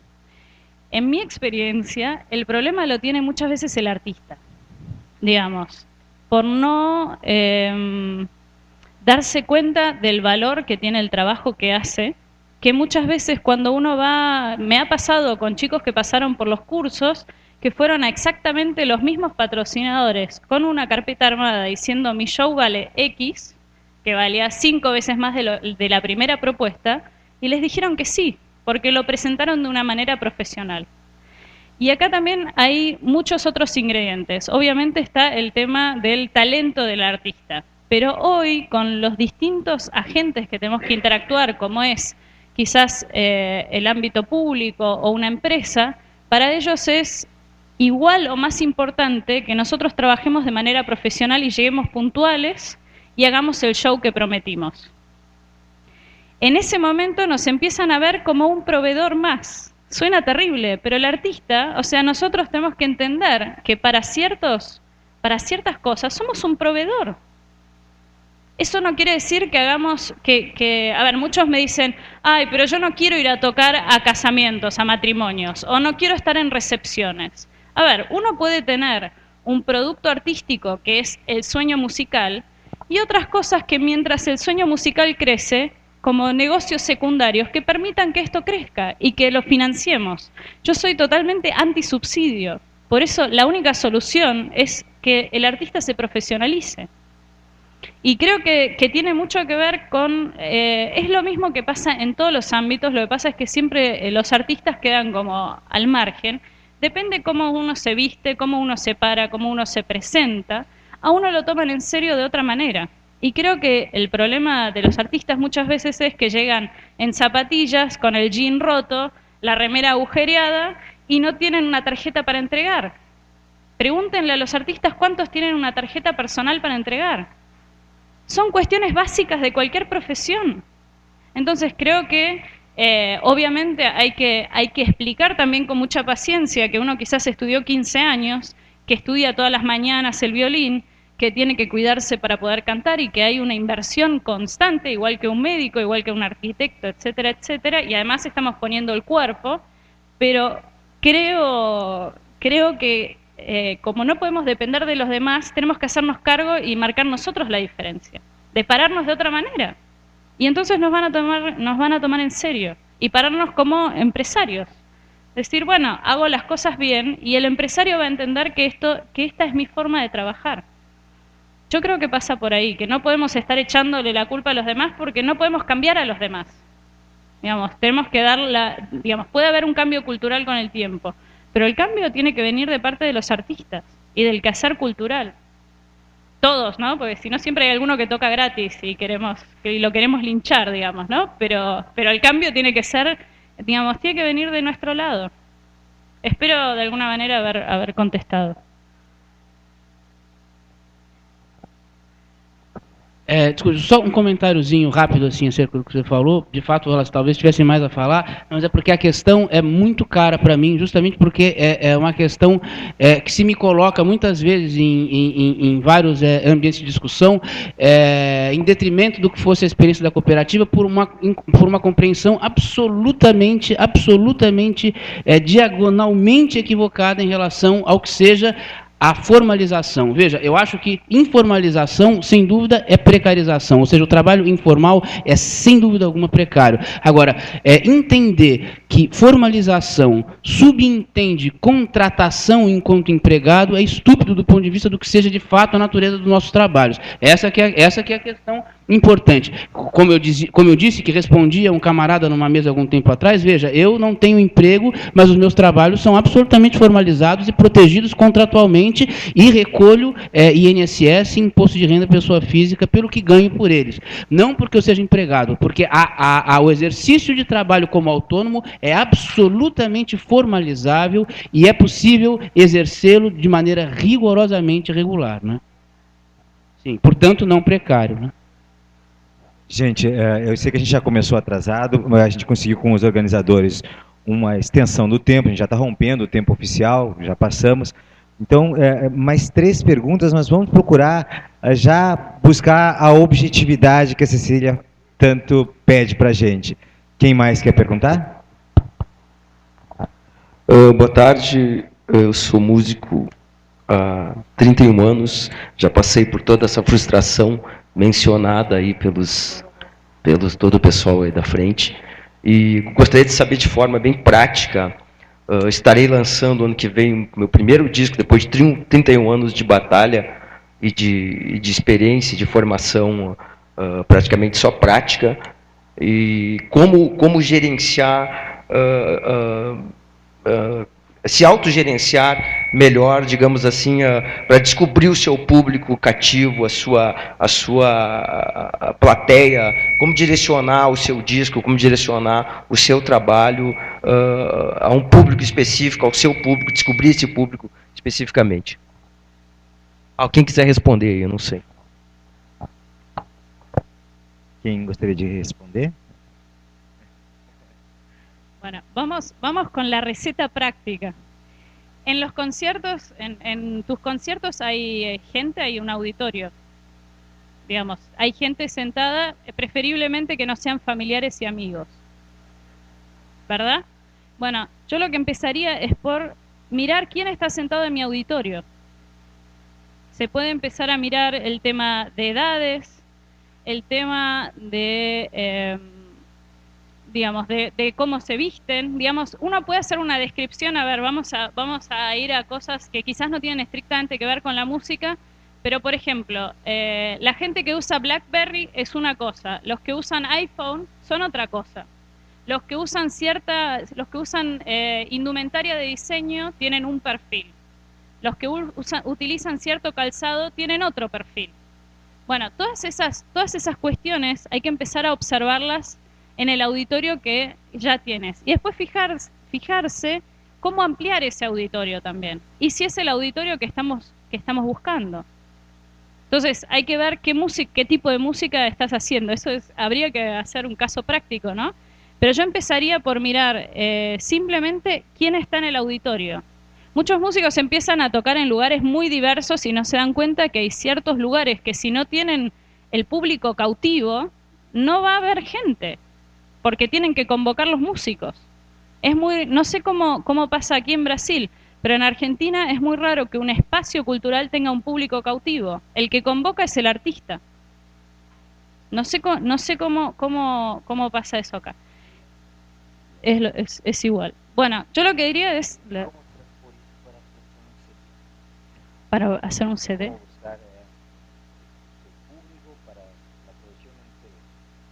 La producción de un CD. El CD hoy es una tarjeta personal, ya no sé, ¿el CD para qué? ¿El CD como tarjeta personal o el CD para vender?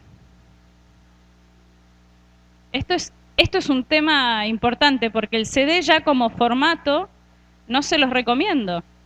A lo sumo como una tarjeta personal o como para venderlo en los shows, pero del CD no van a sacar dinero.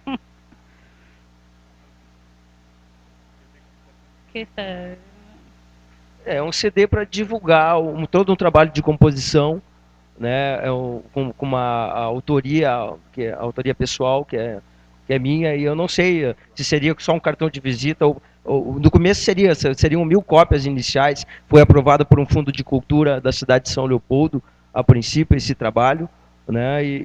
A princípio seriam 1000 cópias iniciais, e a gente vai divulgar e mandar esse trabalho para vários lugares. Seria mais para divulgar a princípio, né? Não para venda.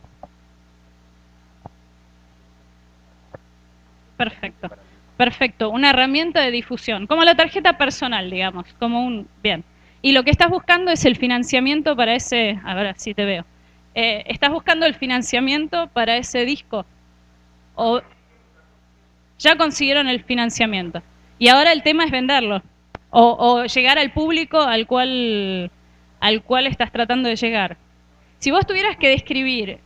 Como descobrir o seu público? A gente não é de Porto Alegre, a gente é do interior, né? Particularmente eu moro aqui há 5 anos, mas o nosso trabalho não está aqui ainda, né?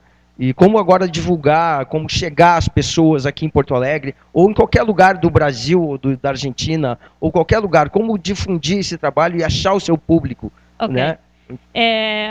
Una de las cosas que es muy interesante, yo trabajo mucho con lo que es Internet. Internet junta nichos, digamos, un poco lo que les decía antes. El músico independiente, como debe haber pasado en tu caso, hiciste tu obra y ahora tenés que buscar a ver a dónde vas a llegar. Entonces, una de las cosas que funciona bastante bien es en Internet. Vos subís tu música a Internet y vas a empezar a ver rasgos que unifican al público que te escucha.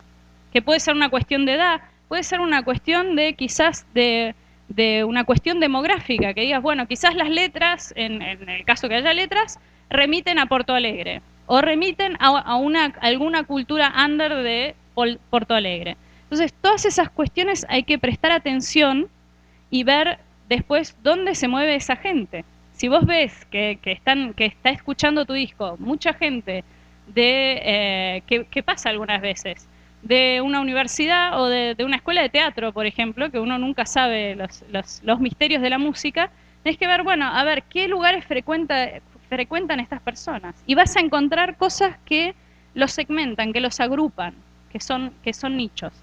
Yo lamentablemente Porto Alegre no lo conozco mucho y tendría que escuchar el disco y ver un poco más la estética, la música, un montón de cuestiones. Y la otra, hagan trampa, esto igual con los patrocinios, fíjense música similar o eventos similares, dónde se están haciendo y quién lo está patrocinando. Y reciclen, digamos, tómenlo de ahí. Pero es un trabajo, digamos, habría que escuchar la música, ver la estética y ver un poco, bueno, en qué lugares lo estás mostrando.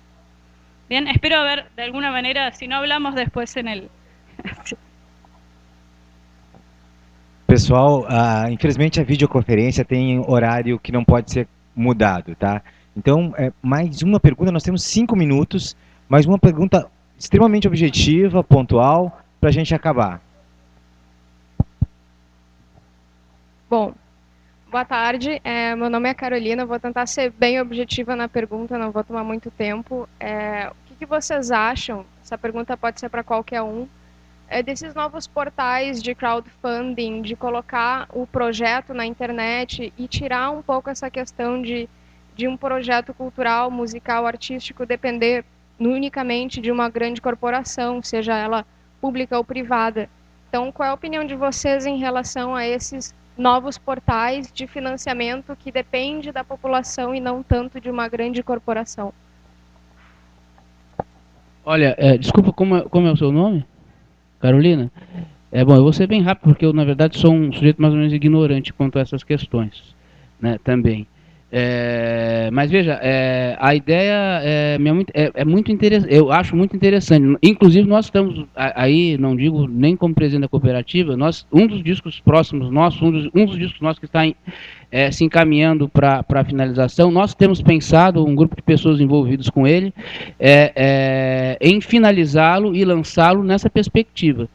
Né? Quer dizer, é um troço relativamente novo para a gente, mas independente de quão seguras sejam as ferramentas que já existem, que nós consigamos constituir, se essas não são absolutamente seguras, que nós consigamos constituir ferramentas suficientemente seguras, e estamos pensando isso também do ponto de vista da cooperativa, porque nós temos um portal que pode exercer essa função também, né? Você criar perspectivas, quer dizer, de se relacionar com o público de modo direto, é muito interessante. Tem um camarada que diz, olha, para você sobreviver do que você faz, você precisa de 1000 fãs. Né? Se você tiver 1000 fãs, você faz o que você faz. Na boa, eu tenho certeza que qualquer pessoa que produza qualquer espécie de música interessante, consegue constituir 1000 pessoas assim, dispostas assim, a sustentar a produção desse camarada. E uma das maneiras assim, de vincular essa produção ao financiamento direto dessas pessoas interessadas nesse público, portanto, acho que é disponibilizar esses produtos para financiamento desses eventuais fãs em portais que tais. Assim. Salió publicado hace muy poquito un caso justamente de crowdfunding de este financiamiento en masa de un disco que en 24 horas juntaron 15.000 euros. Sí, 24 horas, 15.000 euros. Ahora, hay que entender otra vez lo que es el poder de Internet. Seguramente tenía sus seguidores. ¿Cuántos músicos tienen en MySpace seguidores y seguidores que probablemente... Porque el crowdfunding lo que tiene, además, es la retribución. Uno pone $10, pero cuando el disco se edita, a uno le envían ese disco. O aparece una publicidad en el disco. Digamos, hay como algún tipo de retribución. ¿Se entiende? Es una inversión. ¿Bien? Así que yo les diría, pruébenlo. O sea, hay varios portales y lo que cobran es un porcentaje sobre el dinero que ingresó. Bom, infelizmente o tempo é curto, já está todo mundo olhando aqui para mim. Eu queria agradecer a Cláudia, a Cecília, ao Luiz Felipe.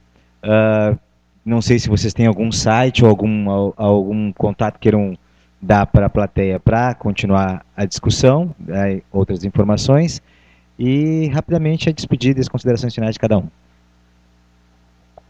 Bom, muito obrigado ao Álvaro, à Laura, ao Observatório pelo convite. Enfim, agradeço por mim, pela cooperativa, porque acho absolutamente estratégico, fundamental assim, para a produção musical brasileira, a difusão do modelo em que temos apostado em São Paulo. Então, agradeço muito o convite e a oportunidade, mais uma vez, de estar discutindo o modelo que temos construído. Para quem quiser conhecer um pouco mais acerca dessa experiência, o nosso site é muito simples lembrar, www.cooperativademusica.com.br. Eu, na verdade, só gostaria de agradecer a atenção de vocês. Não é? Acho que, no início eu comentei, a iniciativa do Observatório neste seminário acho extremamente relevante, é um espaço que eu, pelo menos, tive a oportunidade de ter o contato de conhecer a Cecília, a Luiz Felipe, novas ideias, outros profissionais e pesquisadores da área. Né? Então, gostaria realmente de agradecer ao Álvaro pela oportunidade de estar aqui. Meu e-mail para contato vocês encontram no site da Escola da Administração, né, linkando lá nos professores.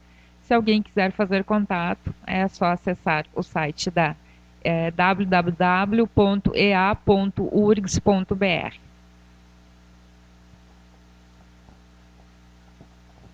Bueno, muchísimas gracias por la invitación.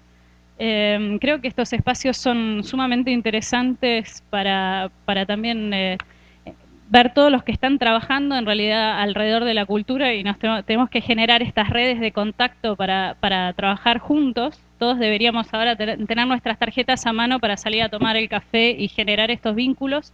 Y creo que es muy interesante que una universidad además convoque proyectos tan distintos, porque quizás nosotros venimos más de lo práctico y de habernos pegado contra la pared muchas veces, y hay mucha academia también que a nosotros nos sirve como herramienta para trabajar en los proyectos, digamos, nos ahorran mucho tiempo. Así que aprovechenlos, espero que haya otra ocasión también con el observatorio y seguiremos en contacto. Muchas gracias.